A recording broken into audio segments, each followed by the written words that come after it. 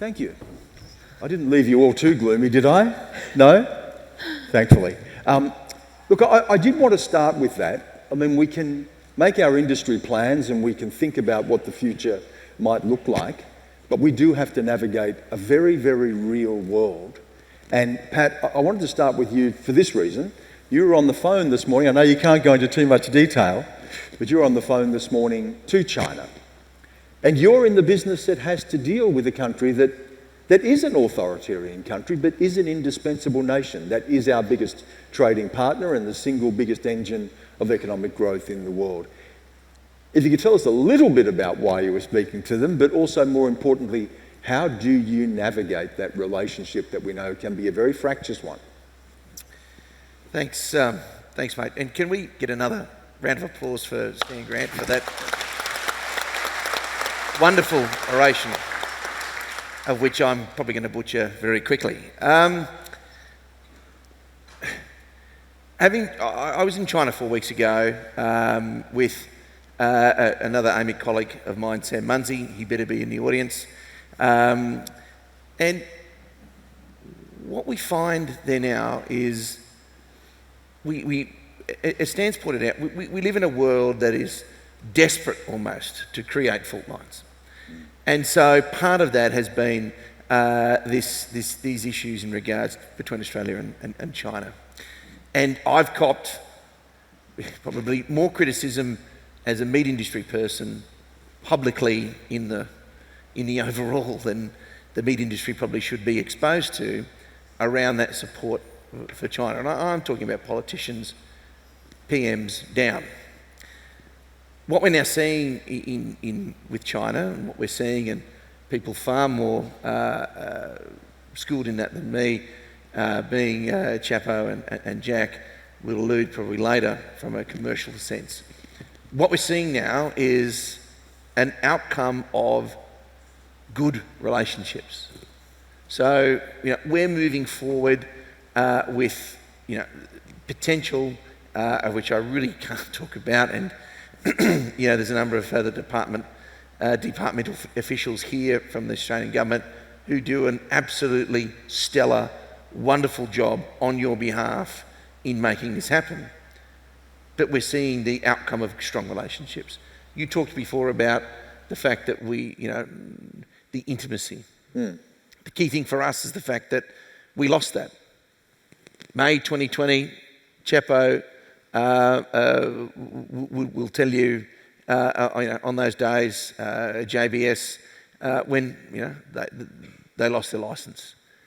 What it didn't really talk about was the fact that with all of that occurred, that was 22% of the total exports of beef to one nation disappeared in 2 hours. And so we're now getting that dialogue back. So essentially what we're doing now is not only do we have the dialogue back, but they are still the same people. They still want to consume our product. They're still human. They still live on that blue dot. And now all of a sudden we're looking past that, and now what we're seeing is a country, is a people that are saying, we love Australian lamb, we love Australian mutton, we want to consume more of it, and we're going to. And we're going to make sure into the future that we have that opportunity to do it. I'll go to you, Steve Champman, just on that. Steve, tell us about how you navigate that, because as Pat was saying, you're in the firing line. Yeah, for sure. I mean, it had a great impact at JBS. It took out a couple of our major plants in Australia, in particular our major beef plant in Dinmore in Queensland and Brooklyn in our southern region. So it's something you've got one day and you totally lose the next day, and it's hard to come to terms with. We navigated through those, those really tough times quite well. But what helped in trading through those times too was we had a stimulus package throughout other regions in the world as well. And Stan, you've articulated very, very well the unrest that's throughout the world, but nestled deep beneath all of that too is something that's important to everyone in the room, and it's a consumer. And that's what the key thing is there. So when we had stimulus packages and real impacts on economy and things like that around what's going on and what wars are doing to that as well, the stimulus package probably sort of helped us through that time. But now we're getting the downside of that with inflation and, what you get today, you're going to pay for tomorrow, right? Nothing lasts forever. Yeah. And of course, when all of that fluff and the goodwill and the feeling and maybe trying to create some of that intimacy that you speak about was taken away because it was false, we're now dealing with the real market. As Pat says too, though, that, China now is coming back to us with relationships, but they are at a very, very different position in their economy than they were 3 or 4 years ago. Hurting now. Absolutely. And the cost of living. But that's impacting, Bonnie, I'll go to this, and I want to broaden it from China, but the cost of living pressures on China and the economic strains is also playing out with your industry, isn't it? In what way, and what does the future look like for what is, if not the biggest market, certainly in the top 2? Well, I think these are issues that we're seeing impact across a number of our key market destinations and globally. And I just want to bring it out to a broader global context first. I think you really summarised in your oration some key issues for me, which we are living in the greatest level of strategic risk since World War II. Now, we have encountered a lot of geopolitical challenges and tensions in the past, but we're certainly living in a very heightened environment. I think the other really important point that you touched upon is that food is this enduring quality of the human nature, and everybody needs to eat. So, and it's more than just eating, isn't it? It is a ritual. Absolutely. Eating a meal. Absolutely. So as a country that's dependent on exporting to a lot of different countries, that is going to be the enduring future that we need to connect upon, and these guys are touching on it with the China relations as well. So I think we're seeing these, in the US in particular, one of our other major markets, we're seeing incredible difficulties there with the cost of living pressures. We're seeing it in our own country. And one thing that I'm quite concerned about is our ability to deal with that. I'm not seeing a whole of cross-portfolio approach to dealing with the policy on these issues. And what we really need to be thinking about is a food strategy that shores up not our own food supply chains here in Australia, but helps us to deliver that food to people in other countries as well. And that's going to rely on us taking a lot of different approaches to the way that we're doing business now. Jenny, how do you approach that? From your perspective, as a producer. Yeah, as a producer, look, we produce, all producers here today would say we produce such a great product for the world stage. We have very little, we know that the customer's always right, and what they want is what we have to supply, and we can supply it through the processes, and they do the hard coalface work. They do that hard work with market access for our product. We have to be flexible to be able to supply that product. Flexible in that if the customer's always right, so if they want a certain animal health and welfare standard, if they want a certain compliance that for their access, we have to be able to supply it as a producer. So we're really conscious of that as well. There's a couple of things I want to pick up with on that, but I'll just hold that for now, because I did want to go to you, Jack, as the youngest person here, and being young being a virtue, because you're going to live in the world that I talked about. I'm not going to see that, but you are. So when you think about the future of your industry, and as a third generation, what do you think the future looks like, and how are you imagining it and preparing for it? Well, when I tie into sort of the next generation piece, I think, and we've seen it in other industries, the next generation coming through, it can get quite dangerous when people try to reinvent the wheel. What we've got is very good. I'm not saying there's not areas where we can improve, but what we've got is pretty bloody good. And we're doing well. I mean, our market share is really high. Export, locally there's still high consumption relatively. International, we're a big player. Correct. But sustainability is the question. 100%. And there's definitely areas that we can improve on, which we'll touch on a bit later. But I think it's important that we don't lose sight of actually what we've got. And looking at the next generation and the future of that, well, my perspective on it is probably, yes, there's areas we can improve, but how can we protect what we've actually got at the moment?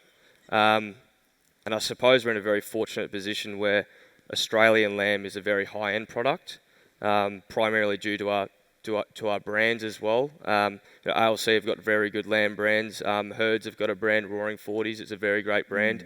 We've got a Thomas Farms brand, and I suppose JBS, you probably wouldn't have a protein company in the globe that would have as good of a group of brands as what JBS does. Right. And I suppose there's one brand that beats all of them, and that's being Australian. There's a reason why we've seen 2 or 3 weeks ago, we can see producers constantly receiving $200, $300 a head per lamb, and that's because it's Australian. And although, yes, there's areas where we can improve, but I don't want us to lose sight of what we've really got and how we can protect that. Yeah, but it is in that other 10%, right? And that's where you get profitability and sustainability, which I do want to go to, but I think I lost my... Is that back? No, it's back now. I do want to get one of the elephants in the room out of the way and just go back to you with this, Jenny, because you talked about, you know, the role of the consumer, reacting to changes, responsibility, accountability, and one of the things was live exports. And, you know, we know that's been a contentious issue. So what impact is that going to have on the market? I know when you read about this, it says primarily Western Australia and that can be absorbed more broadly. Other people disagree with that. So let's go to one of those real elephants in the room and deal with the harsh reality of something that is changing and is going to be phased out. And we've already seen now steps taken concretely in that direction. What does that mean? So, live export. We have proven, and I find it difficult that it's actually being phased out, because as a sheep producer, mortality rates is what drives our industry. We take such good care of our livestock. If we don't make money. So, and it goes back to the live sheep export. We've improved mortality, lowered mortality to basically next to nothing. And it's such a major industry for our producers in the West. But I think a lot of people also, and from a producer in the Eastern Coast, we forget that when we had 3 years of drought, so basically 17, 18 and 19 and into early 20, that our flock rebuild on the Eastern Coast was we were allowed to do it quite quickly because of the Western Australian sheep that came over, because they had the numbers, because they had a very stable and reliable live export. So within 12 months on the Eastern Coast, our lamb numbers and our mutton numbers were back up too. And that's one aspect of that debate at the moment that hasn't been highlighted. And as a sheep producer, I'd like to particularly highlight that. Bonnie'd probably have a lot more to say on that too. Yeah, I mean, this has been one of the most difficult issues I think that the industry has had to face for some time. And I think all of us have really searched, as particularly as people involved in agricultural policy and as farmers, we search for science and logic and evidence in decision making. And we really need to make sure that our politicians are making the decisions that are in the best interests of all Australians. And I think that's what we've seen missing in this discussion. It is a politically motivated decision for a large part. Now, for me, there's impacts on 2 parts. There's going to be fundamental changes to what happens in the West with our sheep production. And that change is scary and it's not okay, and producers are going to have to navigate that change and adapt, and we ultimately need to be looking for a sustainable industry over there. For me, in reflecting upon, you know, the lessons learnt more broadly and the implications for agriculture out of this, you know, again, a politically motivated decision. What could we have done better or differently? And I think what we're still needing to really fundamentally improve is our communication and our engagement to what we call this movable middle part of society. 2/3 of society that don't know enough about our sector, could be influenced one way or the other, that we need to engage them in the conversation. Is that saying that that's a decision that would have been unnecessary? You're saying a politically motivated one, but it responds to an expectation or a sentiment more broadly. Are you saying that sentiment is misguided?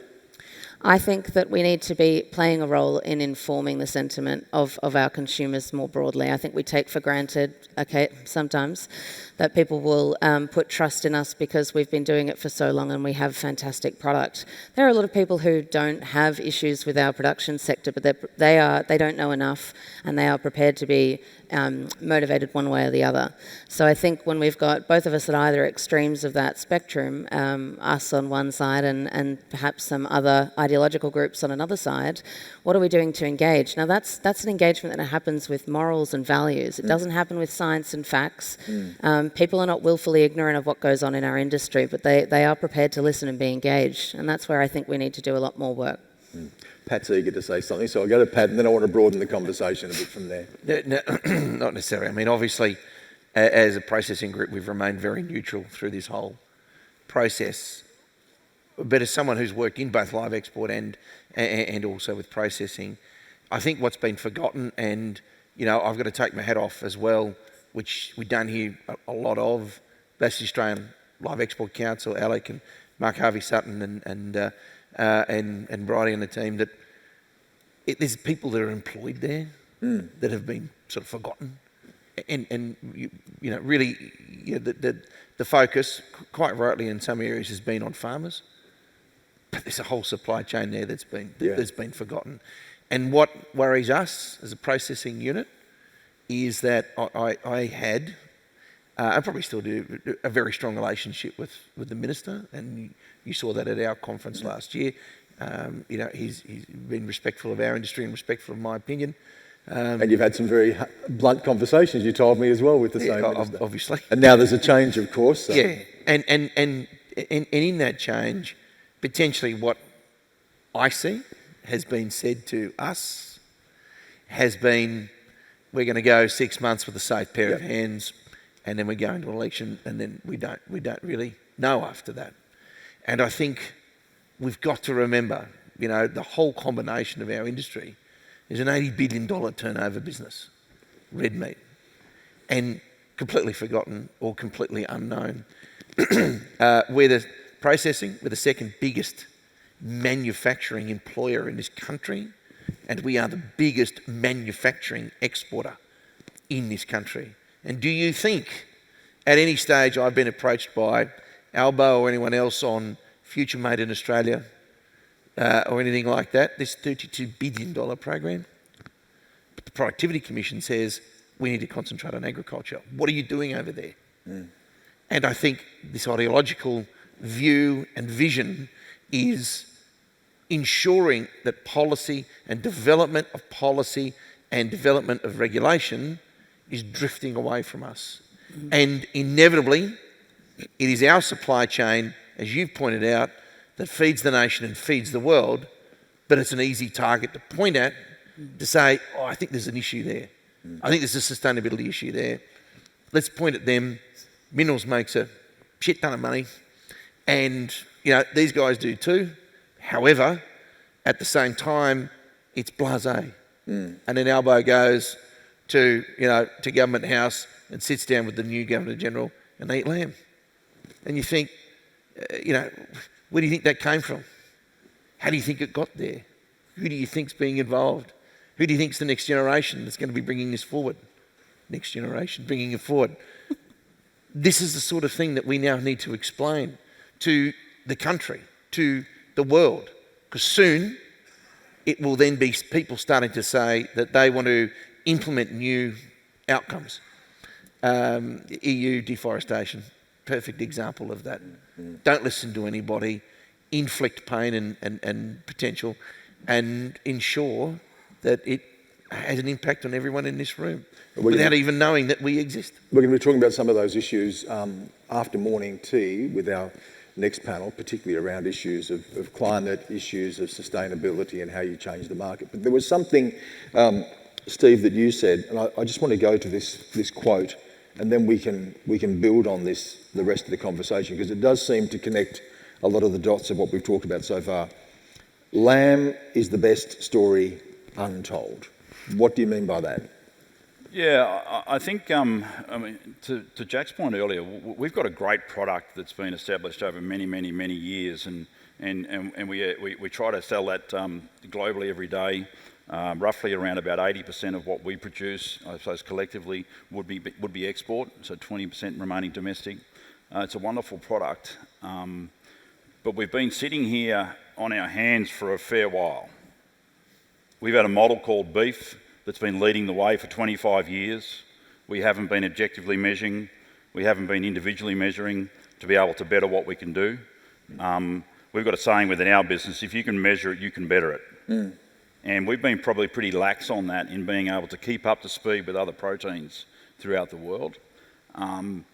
So that's one thing. And the other thing... So when you say untold, what needs to be told better then?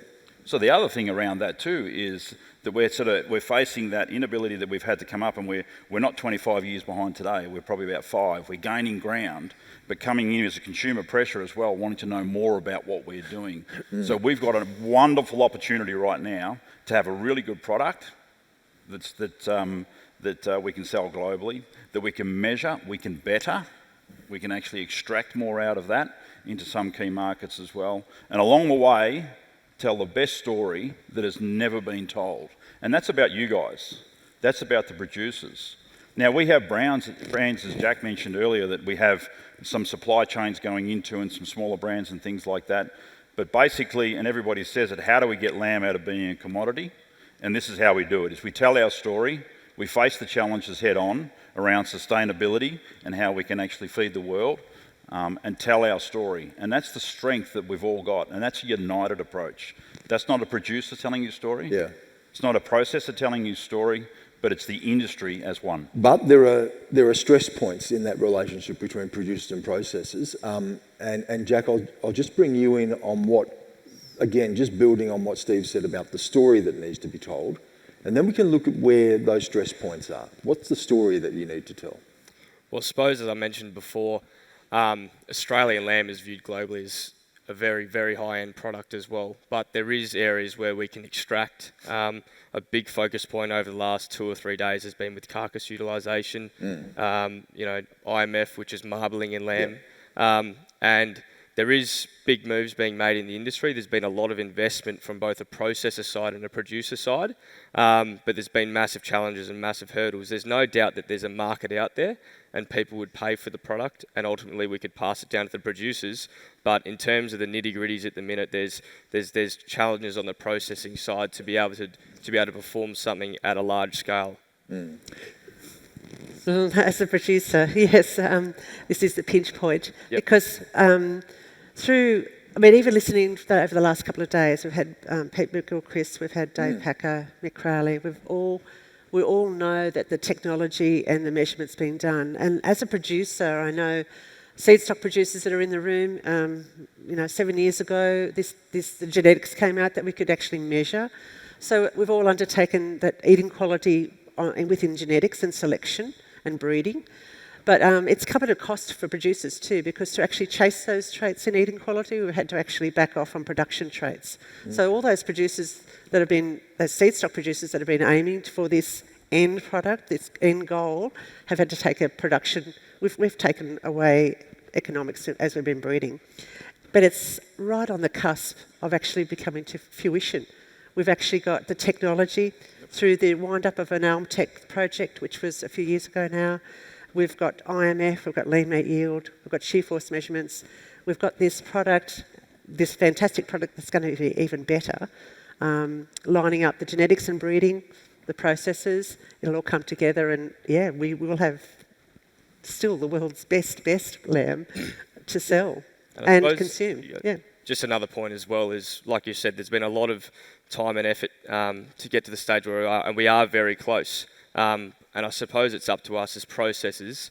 We're at a very transformational point now to make sure that it's right, the technology's right, and the information's right, because we're at a pivotal point where we can start closely providing feedback on carcass data, and people are going to make very important decisions on their farms on the data that we're going to provide. And we need to be comfortable that the information that we're providing is accurate, so you can make the correct decisions. But Bonnie, we heard Pete McGilchrist talk about this yesterday, as data being the black hole in this. Just go a bit further into that. I mean, we've heard, you're all on side about what you need to do, but there does seem to be a gap when it comes around information and what the producer knows from the processor, what the processor knows from the producer, what you need to know more as producers to be able to maximise that premium and build that into your sustainability. So what's wrong with the data flow now? I will throw to Jenny shortly, but I think that there's not enough of it, and I think Jenny will speak well on the sorts of things that she would like to see. But to go to your point, I think we need the willingness and the bravery, and it's fantastic to hear that the processors here on the stage with me and Jack and Chapo and we know they're looking at this closely within their businesses. The frustration that I get from producers is they're not seeing the change fast enough. And albeit, many people at the conference here, many of the people that we work with are in that top percentage of producers who have been trying to develop their product to tailor to exactly what the customer wants, which is the processor, and what the consumer is chasing. So there has been a lot of goodwill on the production part. There's certainly improvements that the broader set of producers need to make. But what we need to see is whether it's a pilot approach, and I guess Gundagai Meats processing has shown us that there is potential in this space as well about the kinds of data that can flow back to the producer. What are they doing well? So I think that the fact that they've gone as far as to develop an app that facilitates information about carcass quality attributes and animal health information back to the producer. I mean, producers are willingly sending their lambs and their sheep to Gundagai to get that feedback. That's how desperately they want that information, because producers are proud to be developing this product, right? And what does that mean at the other end then? When you get that feedback, how do you implement that into creating a better product, more efficiently, and serving the market? I mean, the next bit is to educate the market, but to serve the market. How do you use that? So, can I take that one, Steph? Yeah, sure. There's two platforms that I like to see back to the producer. One is through the My MLA Feedback platform, which is all animal health and carcass weights, and just it's a quick response. Should be a quick response back to when you've sent lambs away. The second one is Gundagai is a shining light at the moment, and I get it, and I really appreciate where the processes are at the moment, moving forward, and we're nearly at that pinch point. But as a producer and a lamb producer at the moment, all we're getting back is a carcass weight and a fat measurement. With that plethora of technology that we've got now, we can actually come through and refine that down to those, particularly to those eating quality. We don't want to end up like an overseas country that's producing a tougher, faster growing animal that's not eating very well. So we're conscious of that. Even as producers, we need to have that experience. But to get that on the ground in the paddock, we need something to aim for. Because at the moment, we know it can be achieved. We know we can breed to it using genetics that are available to us and feeding regimes to hit those grids or that golden triangle that we're aiming for. But at the moment, we've got no feedback. We're just like a rudderless ship, just sailing with no direction to aim for. Pat's dying to say something about this. Well, isn't it lovely conversation, lovely relationship. So let's kick the shit over, shall we? I think you will. When we go down these paths, I'm coming to you next, Steve. So when we go down these paths, and we've got eminent people in the room, and my son under the, let's say, wise tutelage of Mr. Peter McGilchrist, etc. at UNE, he wants to learn about this sort of stuff. He wants to understand these sorts of things. However, he doesn't talk to me about it. But however, the key thing for me is that these are great conversations, but let's actually have them. Yep. Okay, let's sit down as an industry around a table and let's just get this, because I can tell you now, and I've spoken to Chapo many times on this issue, between May 2020 and May 2023, this was not an issue. When lamb was $11-12 a kilo, potentially, on the hoof, was not an issue. We didn't have this conversation. However, what we want as a processing sector is to not have the individual conversations, as good as they are. We need to actually sit down and say, right, let us actually sit down and say, what is root cause and what is solution? If we don't get to that, then yeah, you will have Gundagai, you will have JBS, you will have that.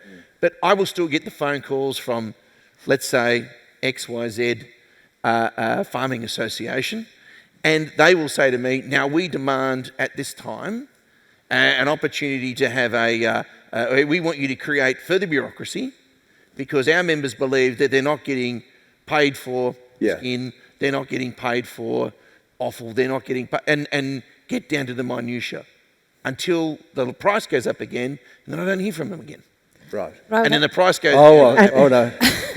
I have to challenge you on that, Pat, because I think the pathway to this, what we're talking about, has been a very dedicated and deliberate effort by industry for a long, long time.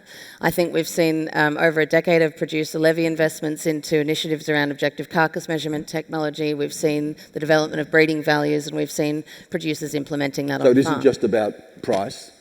I There are think- longer term. No, so we're always going to be subject to, I mean, price is king, and there's an immense amount of volatility in our industry, which is a whole other topic of discussion and very much linked to this one. But I think the current under theme of this whole discussion has been around this push towards what is the next evolution of the lamb industry, how do we develop a consistent, reliable quality to our producers, to our customers, and how do our producers how will they be incentivised to provide that and continue on this path to give an improved product? So I think we have been in the room, but I think when I talk about the bravery and the willingness to take these discussions forward, obviously there are a lot of companies who are involved in meat production and processing and through the supply chain, getting everyone in a room together. Those conversations can be quite uncomfortable to have as a group.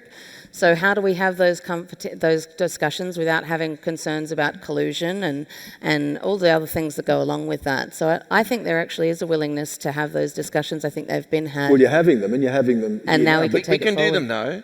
But- We can have those discussions, and these guys. But again, But ladies you're and gentlemen, you're you saying can't it forget has to though. You can't forget the amount Yes. of money that these individual companies and many other around Australia have made. It's not just about farmers' levies, investing with Mr. Mick Crowley, etc. This is about the broader understanding of that. These guys know it's their customers, it's their brands. Well, it's their Jenny lives. wants to say something, then I'll come to you, Steve. Need some help. You need some help, Stan? So it is about our levies, and we have partnered, and we appreciate the processes partnership in the LambTech project, Absolutely. for instance. I kept coming back to that, which was producer levies, and I do think producers, we're price driven, and that will be price is gold to us, but we take the highs and lows for the longevity of the industry as well. So we need to look into the future, what is best for our producers. We take the lows, we take the highs because of influences outside you guys. That world economics comes into that picture. But as a producer, we're in for the long haul. Steve. There's a lot, but just to sort of bring it to a point though, I think just what I'm picking up on is there may be a communication issue and there may be even more fundamentally a trust issue. Is that right? Yeah, well, Annalena, I suppose it was a really telling slide that she had yesterday that, 63% of the people that she surveyed trusted us and 23% believe us. So that's a communication issue, but I think rounding up what's been said here is, and I'll try and stay middle road for you, Stan, so we can keep going. Be careful what you wish for. Well, Pat's taking us out here, so we... I'll get him back. We need to be careful what Be careful what you wish for. What do you mean by that? Well, when we're doing our measurements and things like that, and we're talking about identifying markets and everything, the whole beef industry doesn't revolve around Wagyu, Yeah. the high end. So we've got a plethora of brands that suit all people throughout all walks of life and at all price points. And there are price points. I think that there is no problem in us developing some brands and premium brands and extracting more revenue out of the top end. But if you work on a 20-60-20 rule, that means that the bottom 20% are in for a shock about where they sit in what this new age looks like in the next 5 or 10 years. And so what would that mean for them? I mean, if you move towards a more, a more Value-based. That's right, yes. Winners so and losers. someone's going to lose. That's right. And how significantly? I mean, at the moment, you're based on weight, and there seems to be an even distribution of price across that range. But if you're talking about a more variable way of measuring quality and building that into this market, what's the impact at the bottom end for that? Well, I see two things happening. It's risk and exposure. The risk and exposure is that if people are disappointed with what they're seeing, that they'll actually fade away from the industry. The exposure to that is that there's a certain amount of capacity that we've got there too. We need to remain efficient in Australia and producing so our costs will go up if we get less. We need everything to have balance, but we don't have to have everything Wagyu. If we did 20% of a collective 250,000 lambs here, and they all went into this high marbling market straight away, what would happen to that high marbling market tomorrow? So it has to be a little bit slow. There has to be approach. The other thing is what we're not talking about again, and I'm going to loop back to, is the consumer. We are assuming They're going to be educated. they're going to pay for it. Now, there is a certain, whether it's 5%, 1%, I think you opened up to about in your opening there about, it wouldn't even matter what price it was, they'd still buy it. But you're not talking about something that's on the plate every night. You're talking about something that people may put on the plate a couple of times a week or something once a month for a special occasion. We're going to get into this conversation a bit later, so I don't want to walk all over it, but that's what you're talking about. As a celebratory meal, fantastic, really, really good.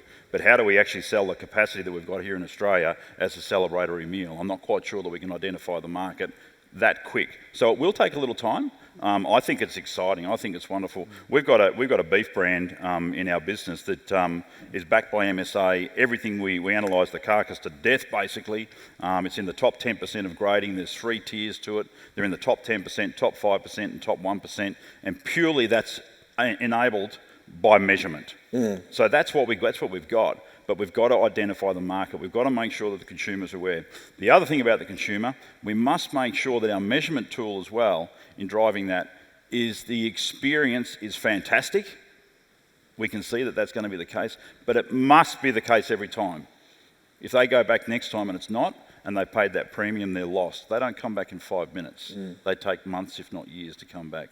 So we've just got to guarantee that. So Jack, Total carcass utilisation. that's it. Yeah, You cannot get away from this, guys. Okay, these guys are talking about marbling, they're talking about that, loin cuts, etc. Yeah. What happens with skin? What happens with offal? What happens with the inedible offal? What happens with bones? What happens with all of those sorts of things? These are the key components. We love talking about those sweet cuts, but when you disassemble a lamb, you've got 28 parts. I can guarantee you that those racks and loins will end up in a high market on the US or somewhere. Could be in Japan, could be anywhere around the world. But I can also guarantee you that the breast and flap will end up in New Guinea. Yep.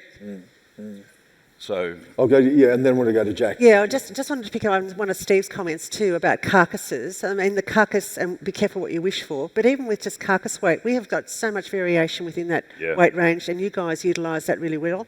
I'm sure that you will be able to handle anything that's thrown at you as far as measurement goes and utilise it and value add to it where you can. But causing, as I said, carcass weight from 14 kilo to 44 kilo or 30 kilo plus, you can handle it. So, and you've got a market for it. Yeah. So Jack, I suppose we have to be careful as well, and I'll link it back to beef quickly, not to talk too much about beef, but and as Steve would know as well with grain-fed programs, right? Say, for instance, a 150-day grain-fed program, there's a lot more cost involved in producing grain-fed beef. Yeah. But as we've seen, not all grain-fed beef marbles. It doesn't perform. So essentially for us, as a processor, we're paying premiums for grain-fed beef, which is all good and well, but 150-day grain-fed beef that marbles 0 to 1, there's no benefit. There's no benefit to us. It's the same as a market cow, for instance. There's very little premium to that. So essentially, you're paying a premium for a carcass just based on its attributes, and then we're not extracting the whole value out of it as well. So we're going to make sure that the industry's in the right state as well, where they can actually provide. It sounds great on paper, and it's going to happen eventually, but we have to make sure that we're set up for it. There's no doubt that there's people over there that would pay for it, and as we've seen in the competition yesterday, the LambEx competition, well, two out of the three winners of the competition were merino lambs for a carcass competition. If you asked anyone in this room yesterday who was going to win, well, you'd probably say second cross, good second cross lambs in the feedlot. Well, a lot of the information out there, and it's still early days, but it's not what people think. Yeah. So, I mean, we've all got grids. Gundagai is the shining light of grids. Yeah, I was going to ask that. For, so why, Gundagai's been mentioned a few times. If that's the shining light, and why aren't others doing it as well, Jack? So I suppose the big thing with Gundagai is, and they are leading the space, and as Steve alluded to before, between TFI and JBS, you're looking at over 250,000 small stock every week. We're high volume producers, and the technology's there. It's just unable to keep up with our chain speed at the minute. We could slow down the chains and we could start using the technology, but what are you giving up to then get? yes, we might be able to start measuring the data, but then you're losing that processing capacity, which is overall decreasing the demand for your lambs. I think, Jack, too, it's a wonderful, wonderful example around grain-fed beef. I mean, we feed 150,000 grain-fed beef at any one time here in Australia, and over the past probably 2 years particularly, that 0 to 1 marbling has become commoditised. Like it's not. You need more for the story. You need more bang for the buck, and that's an example of what we're saying. Just be careful about what happens at the bottom end as we aim for the top as well. And we already are treated, poorly in some ways as a commodity. So we just got to be a little bit careful. Yeah. But Bonnie, this is. I'm trying to think how I put this as well, because I've had this conversation. At the moment, is it weighted? Do you feel as if it's the premium is weighted too much in favour of processors versus producers, in that, processors are smart enough to be able to, buy on carcass weight, but identify where the gap is and where they can maximise profit by being canny and knowing where the premium is. Are you saying at the moment it's tilted too far that way, and you would like that distributed more fairly?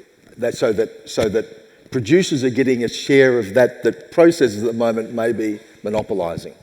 Is that fair enough? Sorry, just click. Bonnie and then Pat. I think, well, that comes back to the trust thing again. Yeah, can I just say, I think we're having good discussion up here. I think processor-producer relationships are probably the best they've ever been in the history of the industry. Absolutely. And so it's good to have a robust discussion.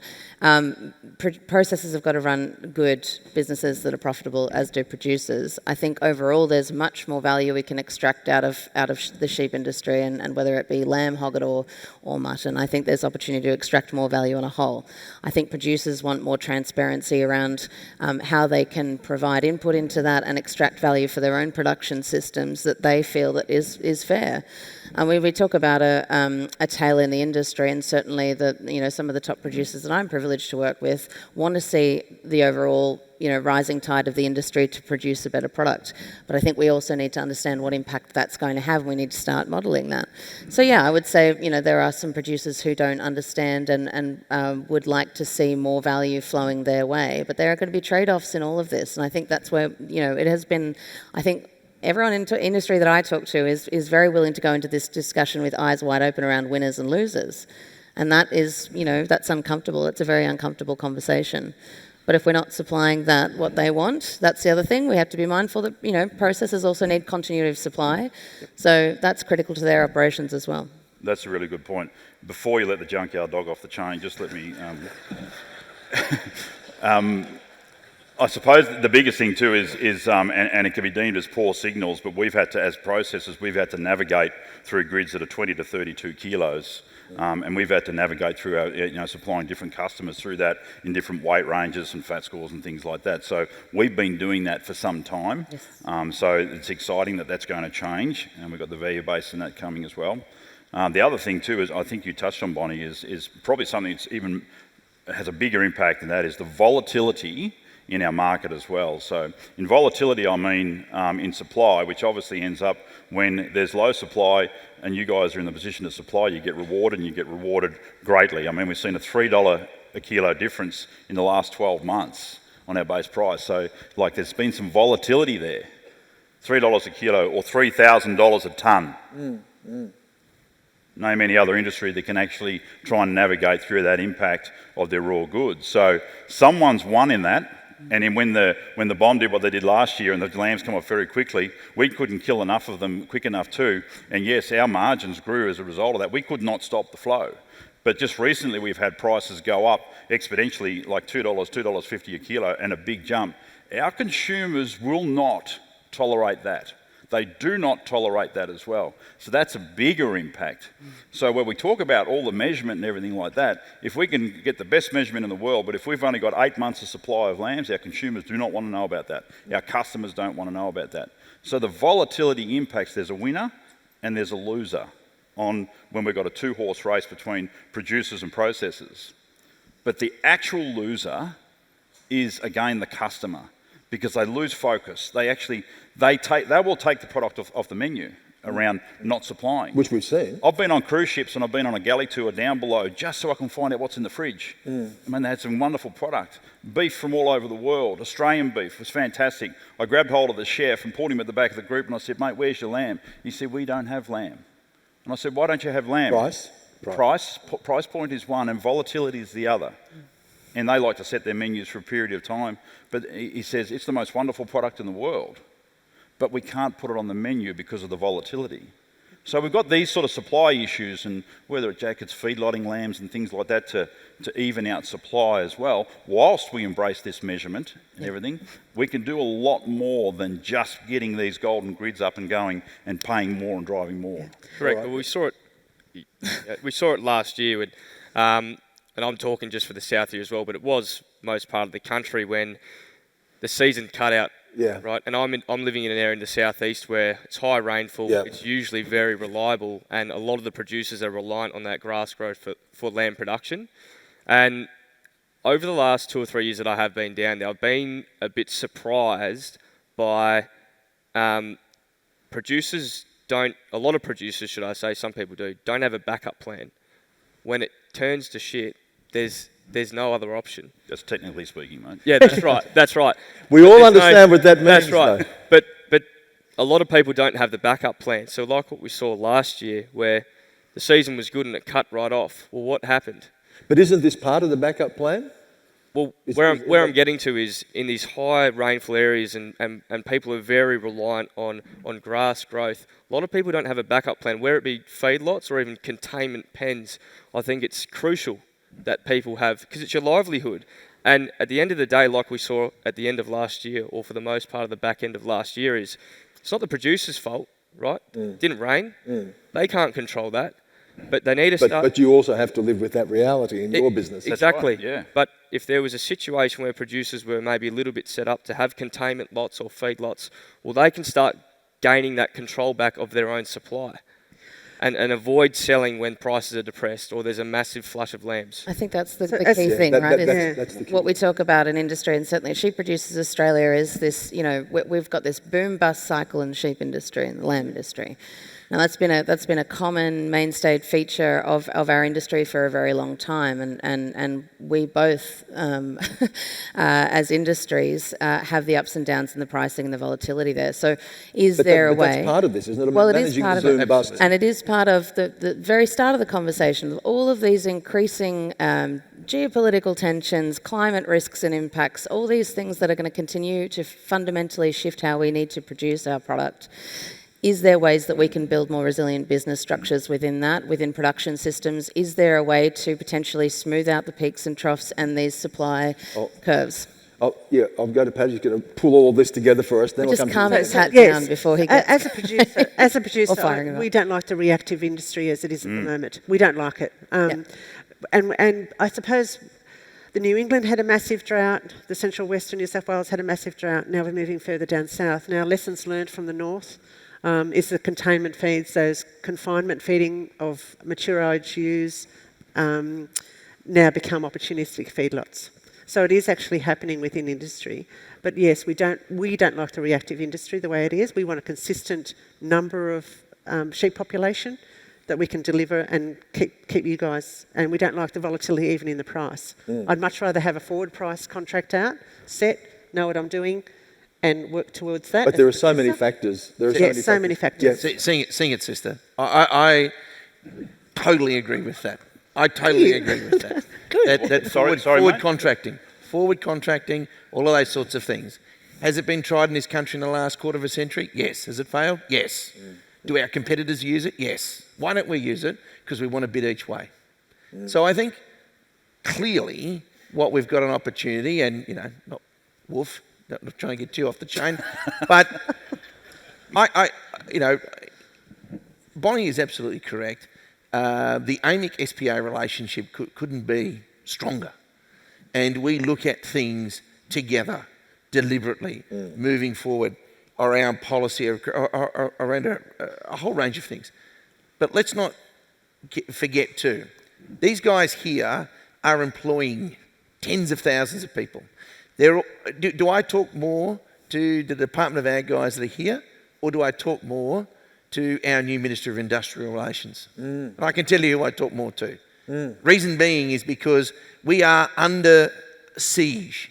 We are under siege in industrial relations. We are under siege in areas in regards to paying for the paying for the workforce that processes this product that you gratefully produce.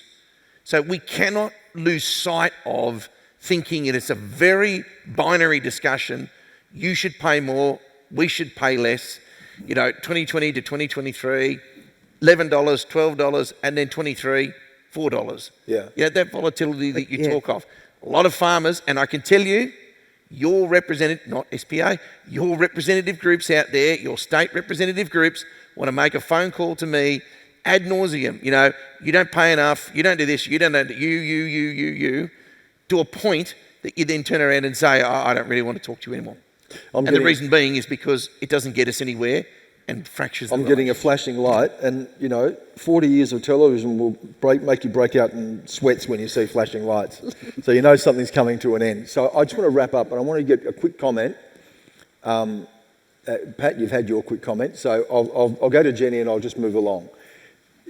Jack's point at the start, I think, really is a good baseline for this. You're doing so much well. You don't need to reinvent the wheel. Strong domestic market, strong international market, but there are a lot of factors weighing on that: volatility of pricing models themselves, trust between processors and producers, the ability to build sustainable product and build a premium brand within that and educate the market as well. So are we talking, Jenny, about the 10% that makes it better long term, or are we talking about a deep structural problem? With the relationship. With relationship going forward, are you talking about something that is structurally a problem here, or is it something that accepting that there is a really strong baseline here and that things are working well up to this point, but you need to build a premium into this? Absolutely. Like we're even here just having this discussion. I mean, we need to move forward. We need to move forward together. And the whole supply chain, which is producers right through to you guys, and including Sheep Producers Australia in that conversation, for the benefit of the long-term industry. Yeah, we look forward to it. Yeah, bring it on. I just think, and like we've seen over the last 2 or 3 days as well, a lot of things are turning into the favour of the industry now. It's very exciting.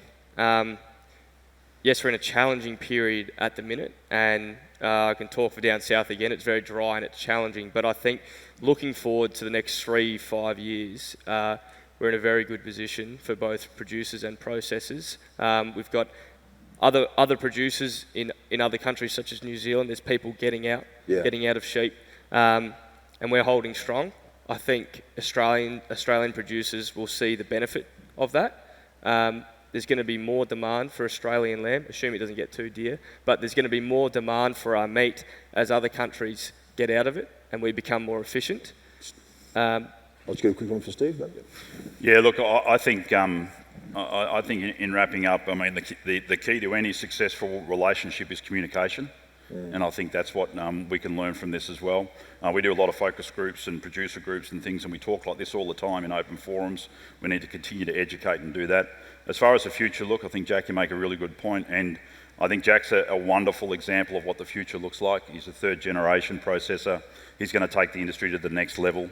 Just a wonderful story, and he's got a lot of mates with him too. There's a lot of young people in our industry that are ready for this challenge, to embrace this challenge, and take 52 and 3-year-olds out of the equation. Yep. Bonnie. Yeah, I mean, I think we're on the cusp of something really fantastic here, and as I said before, we have to have the willingness and the bravery and the respect to take this forward, and it's not going to be an overnight change. It's going to be something where we have to take everyone with us on that journey, and I think it will be for the betterment of the industry. And that partnership and that collaboration and the way that we approach that is really going to be fundamental also for much broader challenges that we've got as an industry across a lot of topics that we've touched on here today. But I think we are on a good track. There's a lot of work to do, and I think we're moving in the right direction. Well, there's been a lot of heavy lifting. Thank you for sticking with us. Covered a lot of ground, I think, over the past hour and a half. So we're going to break for morning tea now. Is that right? And then we'll come back. Please thank our panel again. Thank you.